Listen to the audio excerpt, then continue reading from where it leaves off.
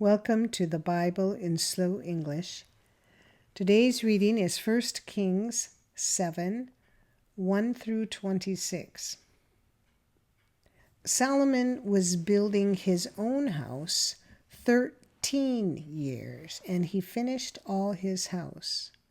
For he built the house of the forest of Lebanon.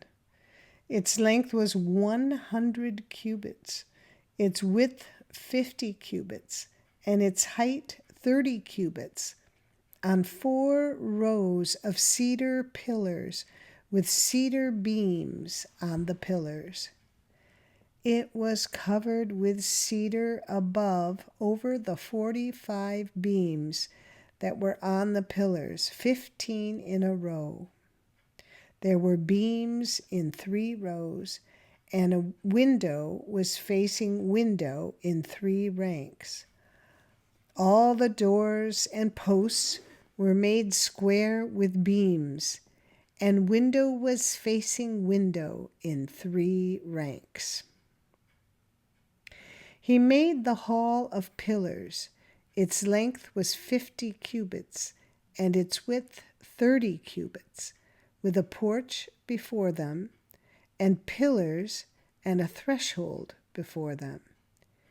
He made the porch of the throne where he was to judge, even the porch of judgment, and it was covered with cedar from floor to floor. His house where he was to dwell, the other court within the porch, was of the same construction. He made also a house for Pharaoh's daughter, whom Solomon had taken as wife, like this porch.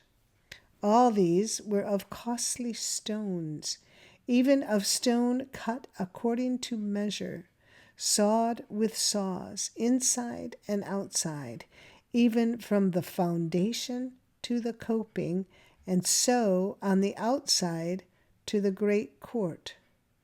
The foundation was of costly stones, even great stones, stones of 10 cubits and stones of 8 cubits.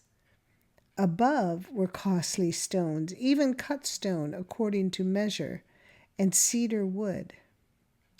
The great court around had 3 courses of cut stone, with a course of cedar beams, like the inner court of Yahweh's house and the porch of the house. King Solomon sent and brought Hiram out of Tyre. He was the son of a widow of the tribe of Naphtali, and his father was a man of Tyre, a worker in bronze. And he was filled with wisdom and understanding and skill to work all works in bronze. He came to King Solomon and performed all his work, for he fashioned the 2 pillars of bronze, 18 cubits high apiece, and a line of 12 cubits encircled either of them.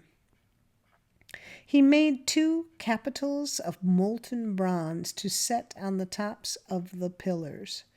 The height of the one capital was 5 cubits, and the height of the other capital was 5 cubits. There were nets of checker work and wreaths of chain work for the capitals, which were on the top of the pillars. 7 for the one capital, and 7 for the other capital. So he made the pillars, and there were 2 rows of pomegranates around the one network, to cover the capitals that were on the top of the pillars, and he did so for the other capital. The capitals that were on the top of the pillars in the porch were of lily work, 4 cubits. There were capitals above also on the 2 pillars, close by the belly, which was beside the network. There were 200 pomegranates in rows around the other capital. He set up the pillars at the porch of the temple. He set up the right pillar and called its name Yachin, and he set up the left pillar and called its name Boaz. On the tops of the pillars was lily work. So the work of the pillars was finished. He made the molten sea 10 cubits from brim to brim, round in shape. Its height was 5 cubits, and a line of 30 cubits encircled it.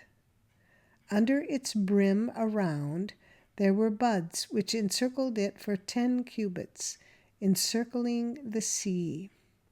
The buds were in 2 rows, cast when it was cast. It stood on 12 oxen, 3 looking toward the north, 3 looking toward the west, and 3 looking toward the south, and 3 looking toward the east. And the sea was set on them above, and all their hind quarters were inward. It was a hand-width thick. Its brim was worked like the brim of a cup, like the flower of a lily. It held 2,000 baths. This is the end of 1 Kings 7, 1 through 26. Come again for the end of the chapter. And if you found this podcast helpful or interesting, please like us, subscribe, and share us with your friends. Thank you for listening to the Bible in slow English. This is Janet Benish, your reader.